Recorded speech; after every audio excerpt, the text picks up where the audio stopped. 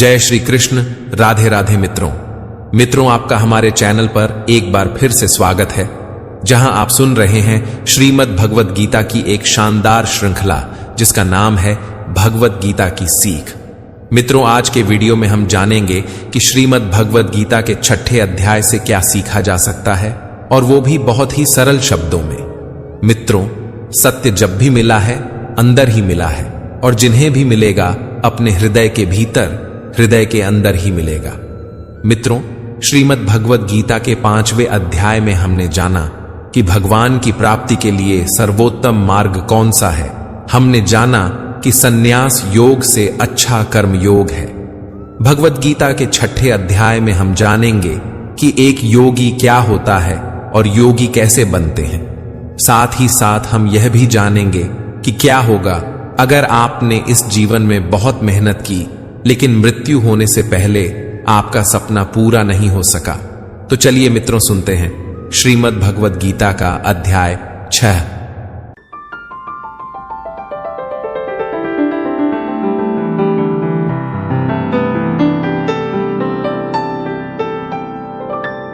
श्रीमद् भगवद गीता अध्याय 6, आत्म संयम योग। इस अध्याय में श्री भगवान बताएंगे कि योग में स्थित मनुष्य के क्या क्या लक्षण होते हैं। यहां योग का मतलब है परम पिता परमेश्वर को प्राप्त करने के लिए किया जाने वाला कर्म। श्री भगवान कहते हैं, जो मनुष्य बिना किसी फल की इच्छा से अपना कर्तव्य समझकर कार्य करता है, वही सन्यासी है और वही योगी है। असली सन्यासी या योगी वो नहीं जो दुनिया को छोड़कर ये कहता है कि दुनिया के काम उसके लिए नहीं है। असली योगी वो है जो अपना निर्धारित कर्म, अपना कर्तव्य निभाता है। हे पांडुपुत्र, जिसे सन्यास कहते हैं उसे ही तू योग समझ, क्योंकि इंद्रिय सुख की इच्छा का त्याग किए बिना कभी भी कोई मनुष्य योग अर्थात परमात्मा को प्राप्त नहीं हो सकता है। जो योगी होता है वह हमेशा अपने मन को वश में रखता है और निष्काम भाव से कर्म करते हुए वह सभी सांसारिक इच्छाओं का त्याग कर देता है। जब मनुष्य सभी सांसारिक इच्छाओं का त्याग करके न तो शारीरिक सुख के लिए कार्य करता है और न ही फल की इच्छा से कार्य में प्रवृत्त होता है, उस समय वह मनुष्य योग में स्थित कहलाता है। मनुष्य को चाहिए कि वह अपने मन के द्वारा खुद को इस जन्म मृत्यु रूपी बंधन से उद्धार करने का प्रयत्न करे और अपने को निम्न योनि में न गिरने दे, क्योंकि यह मन ही जीवात्मा का मित्र है और यही जीवात्मा का शत्रु भी है। जो मनुष्य मन को वश में कर लेता है उसका वह मन ही परम मित्र बन जाता है, लेकिन जो मनुष्य मन को वश में नहीं कर पाता है उसके लिए वह मन ही परम शत्रु के समान होता है। जिसने मन को वश में कर लिया है उसको परम शांति स्वरूप परमात्मा पूर्ण रूप से प्राप्त हो जाता है। उस मनुष्य के लिए सर्दी गर्मी, सुख दुख और मान अपमान एक समान होते हैं। ऐसा मनुष्य स्थिर चित्त वाला और इंद्रियों को वश में करके परमात्मा के ज्ञान द्वारा परमात्मा को प्राप्त करके पूर्ण रूप से संतुष्ट रहता है। ऐसे परमात्मा को प्राप्त हुए मनुष्य के लिए मिट्टी, पत्थर और सोना एक समान होते हैं। ऐसा मनुष्य स्वभाव से सभी का हित चाहने वाला, मित्रों और शत्रुओं में, तटस्थों और मध्यस्थों में, शुभ चिंतकों और ईर्ष्यालुओं में, पुण्य आत्माओं और पाप आत्माओं में भी एक समान भाव रखने वाला होता है। ऐसा मनुष्य निरंतर मन सहित शरीर से किसी भी वस्तु के प्रति आकर्षित हुए बिना तथा किसी भी वस्तु का संग्रह किए बिना परमात्मा के ध्यान में एक ही भाव से स्थित रहने वाला होता है। योग के अभ्यास के लिए मनुष्य को एकांत स्थान में, पवित्र भूमि में, न तो बहुत ऊंचा और न ही बहुत नीचा, कुशा के आसन पर मुलायम वस्त्र या मृगछाला बिछाकर उस पर दृढ़तापूर्वक बैठकर मन को एक बिंदु पर स्थित करके चित्त और इंद्रियों की क्रियाओं को वश में रखते हुए अंतःकरण की शुद्धि के लिए योग का अभ्यास करना चाहिए। योग के अभ्यास के लिए मनुष्य को अपने शरीर, गर्दन तथा सिर को अचल और स्थिर रखकर नासिका के आगे के सिरे पर दृष्टि स्थित करना चाहिए। तथा इधर उधर अन्य दिशाओं को न देखते हुए बिना किसी भय से इंद्रिय विषयों से मुक्त होकर मन को भली भांति शांत करके मुझे अपना लक्ष्य बनाकर और मेरे ही आश्रय होकर अपने मन को मुझ में स्थिर करके मनुष्य को अपने हृदय में मेरा ही चिंतन करना चाहिए।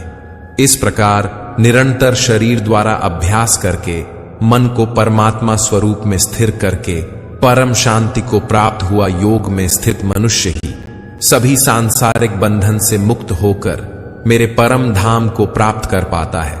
हे अर्जुन, योग में स्थित मनुष्य को न तो अधिक भोजन करना चाहिए और न ही कम भोजन करना चाहिए, न ही अधिक सोना चाहिए और न ही सदा जागते रहना चाहिए।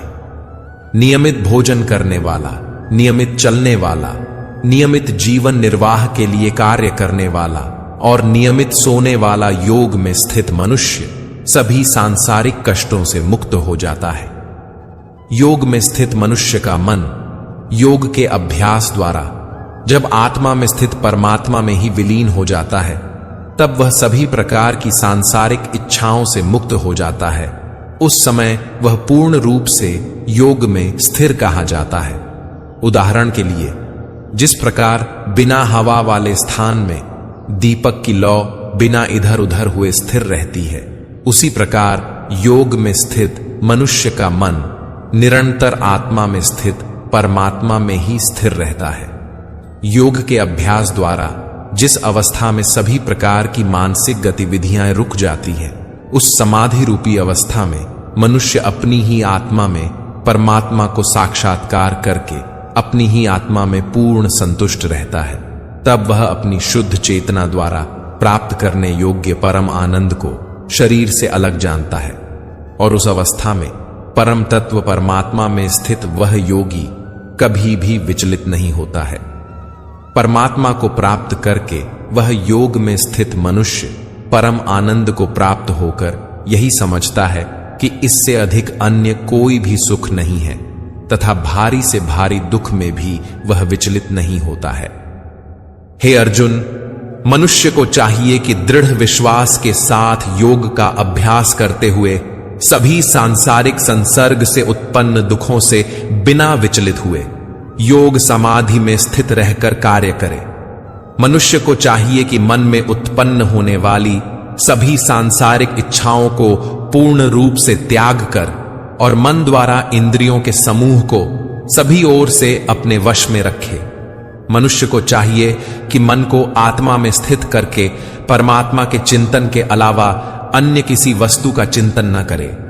मनुष्य को चाहिए कि स्वभाव से स्थिर न रहने वाला और सदा चंचल रहने वाला यह मन जहां जहां भी प्रकृति में जाए वहां वहां से खींचकर अपनी आत्मा में ही स्थिर करे। योग में स्थित मनुष्य का मन जब परमात्मा में एक ही भाव में स्थिर रहता है और जिसकी रजोगुण से उत्पन्न होने वाली सभी कामनाएं भली प्रकार से शांत हो चुकी हैं, ऐसा योगी सभी पाप कर्मों से मुक्त होकर परम आनंद को प्राप्त करता है। इस प्रकार योग में स्थित मनुष्य निरंतर योग अभ्यास द्वारा सभी प्रकार के पापों से मुक्त होकर सुखपूर्वक पर ब्रह्म से एक ही भाव में स्थिर रहकर दिव्य प्रेम स्वरूप परम आनंद को प्राप्त करता है। योग में स्थित मनुष्य सभी प्राणियों में एक ही आत्मा का प्रसार देखता है और सभी प्राणियों को उस एक ही परमात्मा में स्थित देखता है। ऐसा योगी सभी को एक समान भाव से देखने वाला होता है।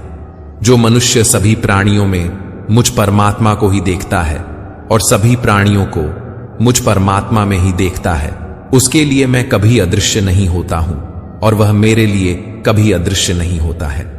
योग में स्थित जो मनुष्य सभी प्राणियों के हृदय में मुझको स्थित देखता है और भक्ति भाव में स्थित होकर मेरा ही स्मरण करता है, वह योगी सभी प्रकार से सदैव मुझ में ही स्थित रहता है। हे अर्जुन, योग में स्थित जो मनुष्य अपने ही समान सभी प्राणियों को देखता है, सभी प्राणियों के सुख और दुख को भी एक समान रूप से देखता है, उसी को परम पूर्ण योगी समझना चाहिए। अर्जुन ने कहा, हे मधुसूदन, यह योग की विधि जिसके द्वारा समत्व भाव दृष्टि मिलती है, जिसका कि आपके द्वारा वर्णन किया गया है, मन के चंचलता के कारण मैं इस स्थिति में स्वयं को अधिक समय तक स्थिर नहीं देखता हूं। हे कृष्ण, क्योंकि यह मन निश्चय ही बड़ा चंचल है, बड़ा ही हठी तथा बलवान है, मुझे इस मन को वश में करना वायु को वश में करने के समान अत्यंत कठिन लगता है। तब श्री भगवान ने कहा, हे कुंती पुत्र, इसमें कोई संशय नहीं है कि चंचल मन को वश में करना अत्यंत कठिन है, किंतु इसे सभी सांसारिक कामनाओं को त्याग कर और निरंतर अभ्यास द्वारा वश में किया जा सकता है। जो मनुष्य मन को वश में नहीं कर पाता है, ऐसे मनुष्य के लिए परमात्मा की प्राप्ति असंभव है। लेकिन हे अर्जुन, मन को वश में करने वाले प्रयत्नशील मनुष्य को परमात्मा की प्राप्ति आसानी से हो जाती है, ऐसा मेरा मानना है। अर्जुन ने पूछा, हे कृष्ण, प्रारंभ में श्रद्धा पूर्वक योग में स्थिर रहने वाला, किंतु बाद में योग से विचलित मन वाला असफल मनुष्य परम सिद्ध को न प्राप्त करके किस लक्ष्य को प्राप्त करता है? हे प्रभु, परमात्मा की प्राप्ति के मार्ग से विचलित हुआ मनुष्य, जो कि न तो सांसारिक भोग को ही भोग पाया और न ही आपको प्राप्त कर सका, ऐसा मोह से ग्रसित मनुष्य क्या छिन्न भिन्न बादल की तरह दोनों ओर से नष्ट तो नहीं हो जाता है? हे श्री कृष्ण, मैं आपसे प्रार्थना करता हूं कि मेरे इस संशय को संपूर्ण रूप से दूर करें, क्योंकि हे प्रभु, आपके अतिरिक्त अन्य कोई भी इस संशय को दूर करने वाला मिलना संभव नहीं है। तब श्री भगवान ने कहा, हे पृथा पुत्र, उस असफल योगी का न तो इस जन्म में और न अगले जन्म में ही विनाश होता है, क्योंकि हे प्रिय मित्र, परम कल्याणकारी नियत कर्म करने वाला कभी भी दुर्गति को प्राप्त नहीं होता है। योग में असफल हुआ मनुष्य स्वर्ग आदि उत्तम लोकों को प्राप्त होकर उनमें अनेकों वर्षों तक जिन इच्छाओं के कारण योग भ्रष्ट हुआ था, उन इच्छाओं को भोग करके फिर संपन्न सदाचारी मनुष्यों के परिवार में जन्म लेता है, अथवा उत्तम लोकों में न जाकर स्थिर बुद्धि वाले विद्वान योगियों के परिवार में जन्म लेता है। किंतु इस संसार में इस प्रकार का जन्म निसंदेह अत्यंत दुर्लभ है। हे अर्जुन, ऐसा जन्म प्राप्त करके वहां उसे पूर्व जन्म के योग संस्कार पुण्य प्राप्त हो जाते हैं और उन संस्कारों के प्रभाव से वह परमात्मा प्राप्ति रूपी परम सिद्धि की प्राप्ति का फिर से प्रयत्न करता है। पूर्व जन्म के अभ्यास के कारण वह निश्चित रूप से परमात्मा प्राप्ति की ओर स्वतः ही आकर्षित हो जाता है। ऐसा जिज्ञासु योगी शास्त्रों के अनुष्ठानों का उल्लंघन करके योग में स्थित हो जाता है। ऐसा योगी समस्त पाप कर्मों से शुद्ध होकर अनेक जन्मों के कठिन अभ्यास से इस जन्म में प्रयत्न करते हुए परम सिद्धि को प्राप्त करने के पश्चात परम गति को प्राप्त करता है। हे अर्जुन, तपस्वियों से योगी श्रेष्ठ है, शास्त्र ज्ञानियों से भी योगी श्रेष्ठ माना जाता है और सकाम कर्म करने वालों की अपेक्षा भी योगी श्रेष्ठ है। इसलिए हे अर्जुन, तू योगी बन। सभी प्रकार के योगियों में से जो पूर्ण श्रद्धा सहित संपूर्ण रूप से मेरे आश्रित हुए अपने अंतकरण से मुझको निरंतर स्मरण करता है, ऐसा योगी मेरे द्वारा परम योगी माना जाता है। इस प्रकार उपनिषद, ब्रह्म विद्या तथा योग शास्त्र रूप श्रीमद् भगवद गीता के श्री कृष्ण अर्जुन संवाद में आत्म संयम योग नाम का 6ठा अध्याय संपूर्ण हुआ। मित्रों, पद्म पुराण में भगवद गीता के 6ठे अध्याय की महिमा का वर्णन है। आइए उसे सुनते हैं। श्री भगवान कहते हैं, सुमुखी, अब मैं 6ठे अध्याय का महात्म्य बतलाता हूं, जिसे सुनने वाले मनुष्यों के लिए मुक्ति का मार्ग आसान हो जाता है। गोदावरी नदी के तट पर प्रतिष्ठानपुर नामक एक विशाल नगर है, जहां मैं पिपलेश के नाम से विख्यात होकर रहता हूं। उस नगर में जानश्रुति नामक एक राजा रहते थे, जो भूमंडल की प्रजा को अत्यंत प्रिय थे। उनका प्रताप मार्तंड मंडल के प्रचंड तेज के समान जान पड़ता था। प्रतिदिन होने वाले उनके यज्ञ के धुएं से नंदन वन के कल्प वृक्ष इस प्रकार काले पड़ गए थे, मानो राजा की असाधारण दानशीलता देखकर वे लज्जित हो गए हों। उनके यज्ञ में प्राप्त पुरोडाश के रसास्वादन में सदा आसक्त होने के कारण देवता लोग कभी प्रतिष्ठानपुर को छोड़कर बाहर नहीं जाते थे। उनके दान के समय छोड़े हुए जल की धारा प्रताप रूपी तेज और यज्ञ के धूमों से पुष्ट होकर मेघ ठीक समय पर वर्षा करते थे। उस राजा के शासन काल में ईतियों के लिए कहीं थोड़ा भी स्थान नहीं मिलता था और अच्छी नीतियों का सर्वत्र प्रसार होता था। मित्रों, खेती में होने वाले 6 प्रकार के उपद्रवों को ईति कहते हैं।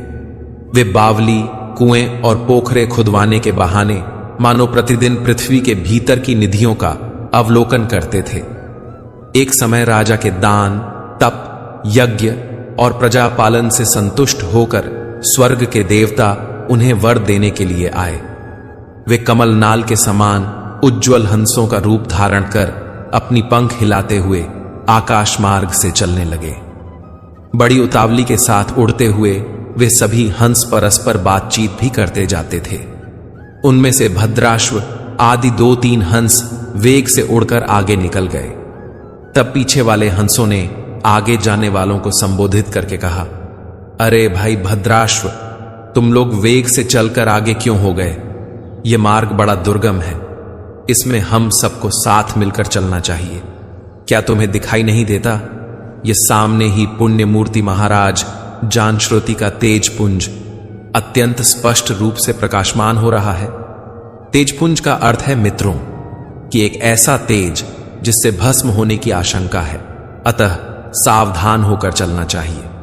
पीछे वाले हंसों के ये वचन सुनकर आगे वाले हंस हंस पड़े और उच्च स्वर से उनकी बातों की अवहेलना करते हुए बोले, अरे भाई, क्या इस राजा जानश्रुति का तेज ब्रह्मवादी महात्मा रैक्व के तेज से भी अधिक तीव्र है? हंसों की ये बातें सुनकर राजा जानश्रुति अपने ऊंचे महल की छत से उतर गए और सुखपूर्वक आसन पर विराजमान हो अपने सारथी को बुलाकर बोले, जाओ, महात्मा रैक्व को यहां ले आओ। राजा का यह अमृत के समान वचन सुनकर महानामक सारथी प्रसन्नता प्रकट करता हुआ नगर से बाहर निकला। सबसे पहले उसने मुक्तिदायिनी काशीपुरी की यात्रा की, जहां जगत के स्वामी भगवान विश्वनाथ मनुष्यों को उपदेश दिया करते हैं। उसके बाद वह गया क्षेत्र में पहुंचा, जहां प्रफुल्ल नेत्रों वाले भगवान गदाधर संपूर्ण लोकों का उद्धार करने के लिए निवास करते हैं। तदनंतर नाना तीर्थों में भ्रमण करता हुआ सारथी पापनाशिनी मथुरापुरी में गया। यह भगवान श्री कृष्ण का आदि स्थान है, जो परम महान तथा मोक्ष प्रदान कराने वाला है। वेद और शास्त्रों में वह तीर्थ त्रिभुवनपति भगवान गोविंद के अवतार स्थान के नाम से प्रसिद्ध है। नाना देवता और ब्रह्मर्षि उसका सेवन करते हैं। मथुरा नगर यमुना के किनारे शोभा पाता है। उसकी आकृति अर्धचंद्र के समान प्रतीत होती है। वह सब तीर्थों के निवास से परिपूर्ण है। परम आनंद प्रदान करने के कारण सुंदर प्रतीत होता है। गोवर्धन पर्वत होने से मथुरा मंडल की शोभा और भी बढ़ गई है। वह पवित्र वृक्षों और लताओं से आवृत्त है। उसमें 12 वन हैं। वह परम पुण्यमय, सबको विश्राम देने वाले, श्रुतियों के सारभूत भगवान श्री कृष्ण की आधार भूमि है। तत्पश्चात मथुरा से पश्चिम और उत्तर दिशा की ओर बहुत दूर तक जाने पर सारथी को काश्मीर नामक नगर दिखाई दिया, जहां शंख के समान उज्ज्वल गगनचुंबी महलों की पंक्तियां भगवान शंकर के अट्टहास की शोभा पाती हैं, जहां ब्राह्मणों के शास्त्रीय आलाप सुनकर मूक मनुष्य भी सुंदर वाणी और पर्दों का उच्चारण करते हुए देवता के समान हो जाते हैं, जहां निरंतर होने वाले यज्ञ धूम से व्याप्त होने के कारण आकाश मंडल मेघों से धुलते रहने पर भी अपनी कालिमा नहीं छोड़ते, जहां उपाध्याय के पास आकर छात्र जन्मकालीन अभ्यास से ही संपूर्ण कलाएं स्वतः पढ़ लेते हैं, तथा जहां मणिकेश्वर नाम से प्रसिद्ध भगवान चंद्रशेखर देहधारियों को वरदान देने के लिए नित्य निवास करते हैं। काश्मीर के राजा मणिकेश्वर ने दिग्विजय में समस्त राजाओं को जीतकर भगवान शिव का पूजन किया था, तभी से उनका नाम मणिकेश्वर हो गया था। उन्हीं के मंदिर के दरवाजे पर महात्मा रैक्व एक छोटी सी गाड़ी पर बैठे अपने अंगों को खुजलाते हुए वृक्ष की छाया का सेवन कर रहे थे। इसी अवस्था में सारथी ने उन्हें देखा। राजा के बताए हुए भिन्न भिन्न चिन्हों से उसने शीघ्र ही रैक्व को पहचान लिया और उनके चरणों में प्रणाम करके कहा, ब्राह्मण, आप किस स्थान पर रहते हैं? आपका पूरा नाम क्या है? आप तो सदा स्वच्छंद विचर